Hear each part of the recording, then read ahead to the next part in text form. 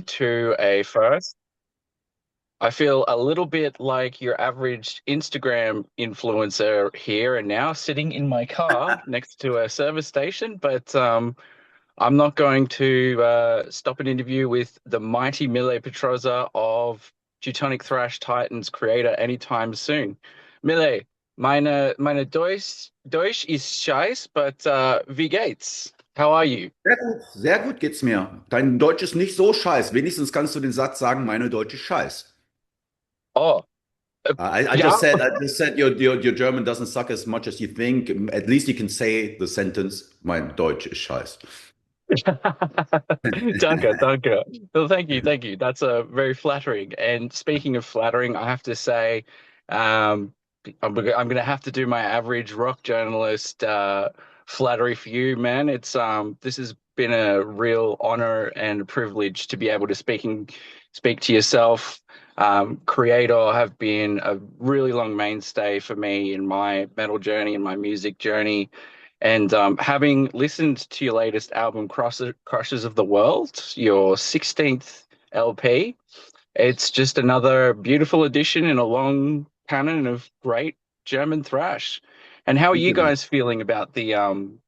how are you guys feeling about the response to the album so far with the singles?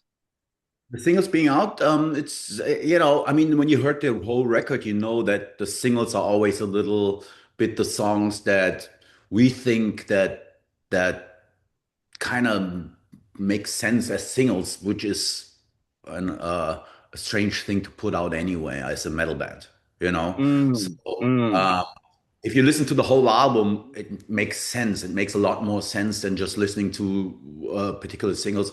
But the response has been good. Um, mm.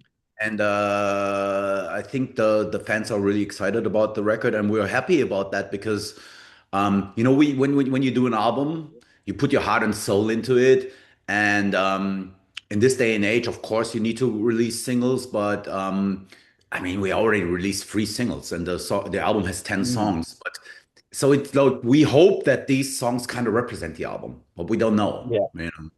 What do you Mm, say? mm. Will you say the songs are representing the album, or is it more like, I mean, because I think there's a lot more fresh, like freshy stuff on it, but the songs that are more freshy are not the singles. Yeah, without I don't ever like to give too many plot spoilers, but I think if people are feeling maybe like if they're yearning for a bit more on the album, maybe the more speed freaks amongst the thrash community that felt that even though the singles that you brought out are up tempo, I would say don't expect things to slow down anytime soon. I think that's a pretty good summation of things. Thank Yeah, you. yeah. That's And the thing, you know. I mean, when you do the albums, when you're involved, I mean, I've written all the songs, and to me, I'm too much like this is my stuff, so I need the feedback, and if you give me this feedback, it makes the vision a little clearer for me. Mm, mm.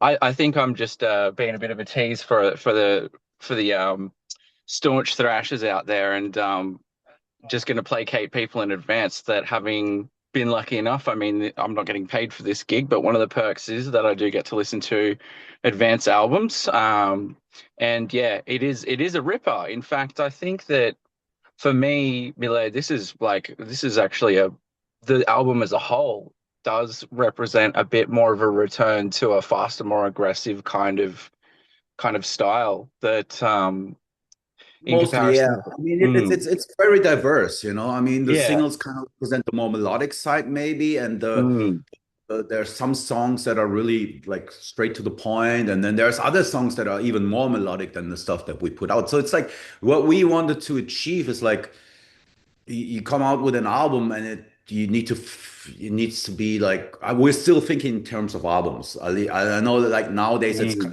it's like already a little old school in itself because people are yeah. just listen to singles. But Mm, to me, the album makes sense. It's kind of like the dramaturgy of the album.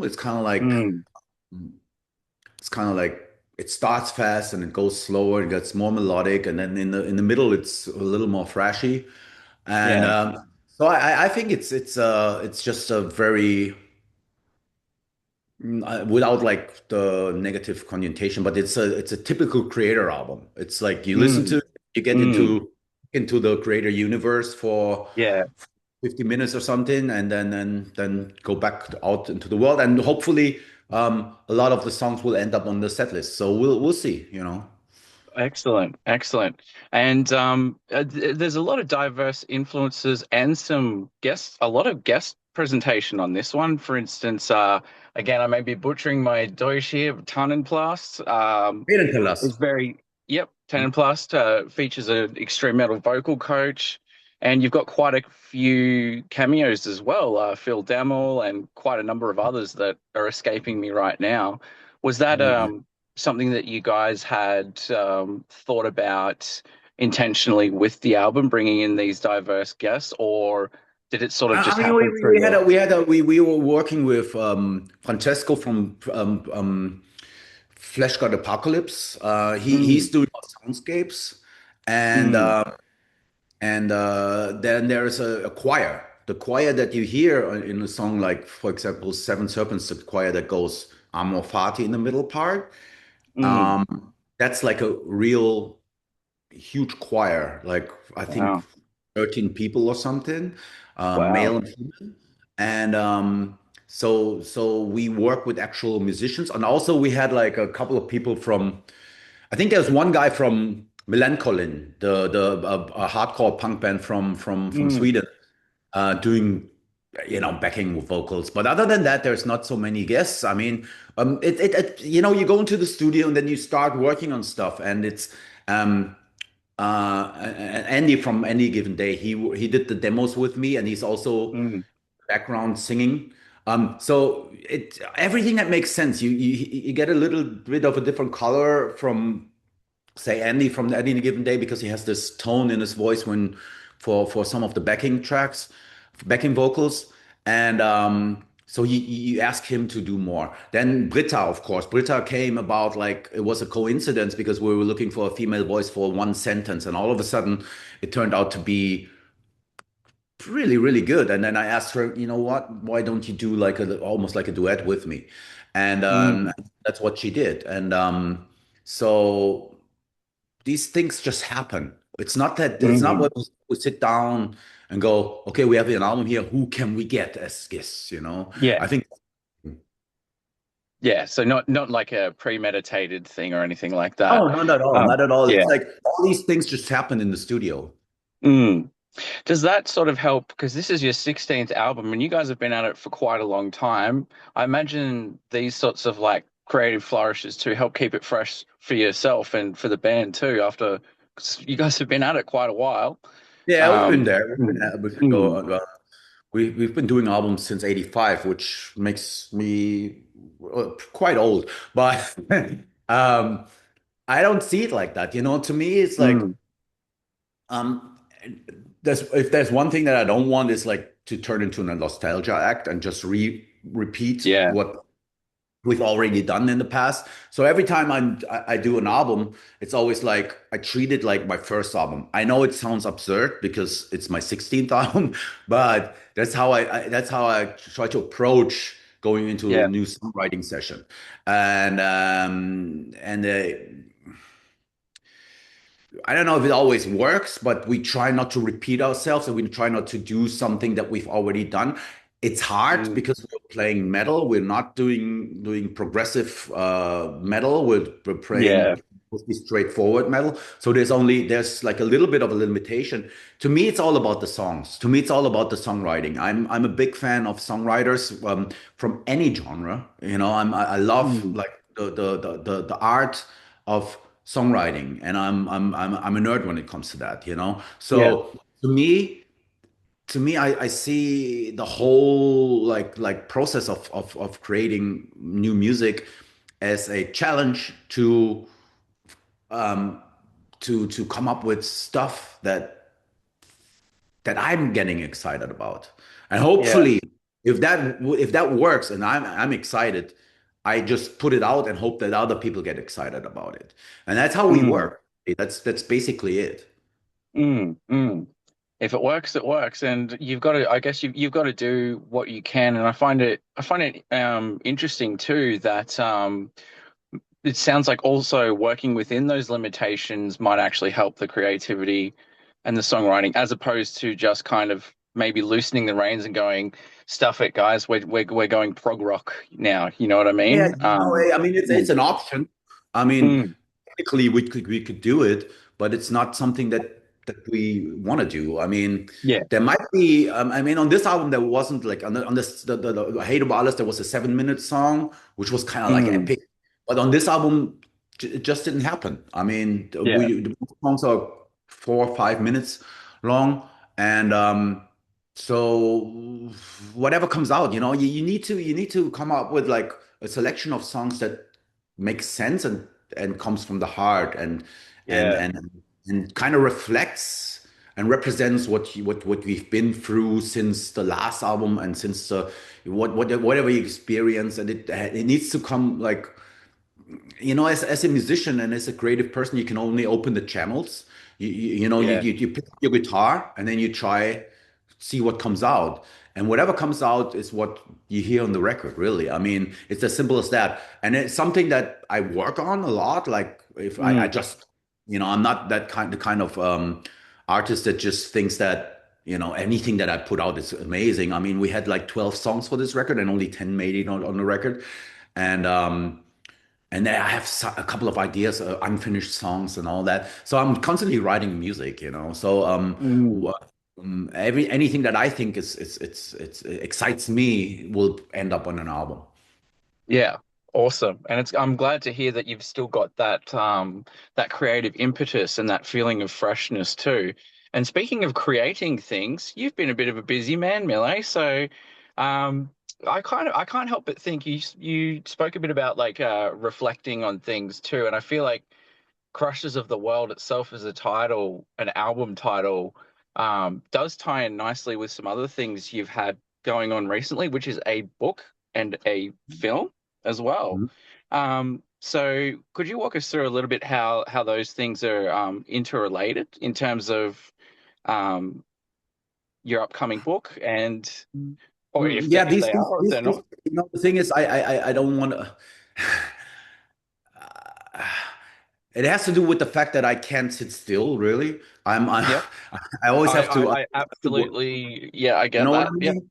Know what I Yep. mean? I'm not like the kind of like if I wanted to, I could live on like on a beach and just go like scuba diving or something, but that's not my thing. It's Yeah. not my thing. I love working. I love working. I love being creative. I love doing Yep. stuff. And the movie like that was brought to us. The idea happened like 2 years ago or something. Mm. The team was following us around for a year and a half, and so that was something that we worked on, but it wasn't like something. It wasn't my movie. The Right. director did a movie Yeah. about our band, so that Mm. was something on the side that was a little bit annoying at times because I'm not so used to having cameras around me all the time. Yeah, it I'm, would have I'm been a bit strange. Yeah. it was a little sometimes a little too much for my taste because when I'm off stage, I'm a private person, but that's Mm. what they wanted. They wanted to get like the, behind the scenes and all that stuff. And in order to get this footage, of course, they needed to insist on, yeah, and let's show your private self. And I'm like, yeah, yeah, we can do this. And the movie came out very entertaining. It's a good movie. It kind Mm. of gives you an insight of what happens behind the scenes and how we operate as a band, how we tour the world, how we work in the studio. So whoever's interested in that, it's a very entertaining movie that came out in the movie theaters here, and it was quite successful. The other thing was the book. The book was also Mm. something that was brought to me um, by a publishing company over here in Germany, which is one of the bigger ones when it comes to literature. And they were asking me if I could do like an autobiography, and I was like, you know what? Writing an autobiography is a lot of work, and Yeah. and B, I don't know if I'm gonna ever gonna finish it. And then gave me a co-author, which is Right. one of my good Mm. friends, Thorsten. He came to my apartment and we would just talk, like we do now. And he would record Yeah. this, and then that's how the book came about. And we stopped, like, in order to make it more interesting. I mean, we stopped the journey from my childhood to the year 1993. That's when the book stops. Yeah. So there might be a part two, there might be more of it, but I don't know yet. So Mm. mm, and it's so far it's only there's no English version. Um, but the people that here in Germany, they like the book, and even made it to the Spiegel bestseller, which is like it's a pretty big deal, Mm. and people really enjoyed reading the book. That's what matters. I didn't want to write an autobiography like of 1,200 pages with like things repeating. You know what I mean? That's why Yeah. it's only Yeah. 400 pages, and it's like you can read it, and on the beach or at the pool or just you know it's quite entertaining. Awesome. And speaking of entertaining and being an entertainer, before we wrap up, I'm gonna put my niche on top of my backwards flat brim cap. I'm gonna put on my generic rock journalist cap Mhm. again. And I'm just curious because I think you guys have been going for quite a long time. You've had quite a solid output of albums. And obviously, I mean, I never need to tell a musician this, but it's a very different and often difficult musical climate for bands just starting out now versus even a few years ago. For you, Mille, to sort of wrap up our chat, which has been great, by the way.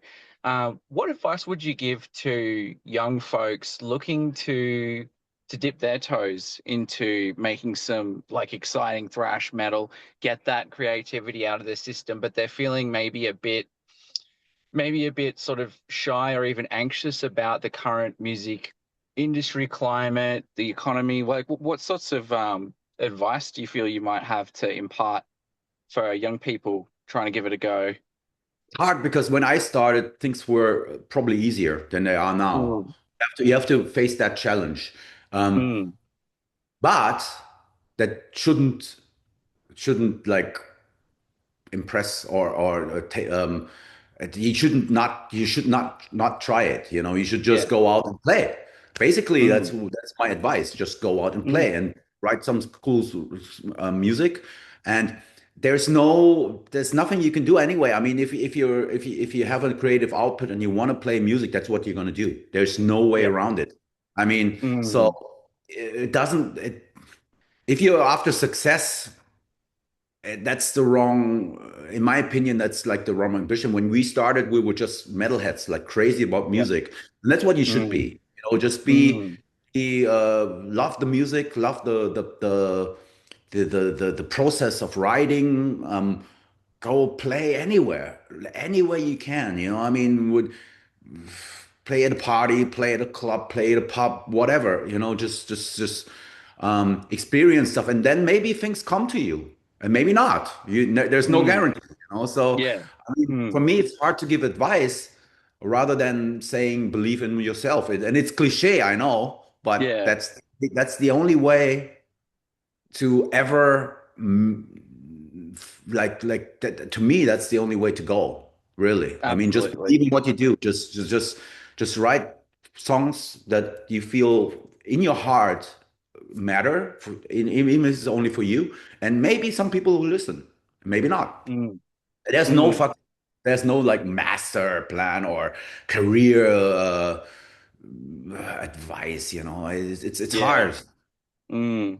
especially in Mm. this climate, like you said. I mean, but on the other hand, we're really it's really cool because you can just put out your music. You can just do a video very cheap. That's what we couldn't do back in the day. You can take your iPhone and just record a video and put it on YouTube. It's Mm. really, Mm. I mean, on the one hand, there's tons of bands, but on the other hand, it's never been easier to be DIY. Yeah, absolutely. And look, I can tell that you guys are always going to have that DIY punk rock spirit, thrash, heavy metal or not. So, um, look, I don't see you making any. Oh, hello, random bus. I don't see you guys slowing down or stopping anytime soon, especially because it sounds like that creative channel is wide open and it's just going to keep flowing. So, while I am looking forward to see what comes next, I think that a lot of people are going to be very stoked with Krushers of the World, and I've definitely been giving it a pretty decent flogging on the online platform. So once again, just want to say thank you so much, Mille, and give my thanks as well to the rest of the band. Thanks to Nuclear Blast Records. The album will be out in January, and we'll hopefully see you over here bringing some of that Crush's Fury back on stage as well. There's plans already. Awesome. Okay, thank you so much, Mille. It's been a pleasure. Thank you. Take care. Dankeschön. Bye. Ciao.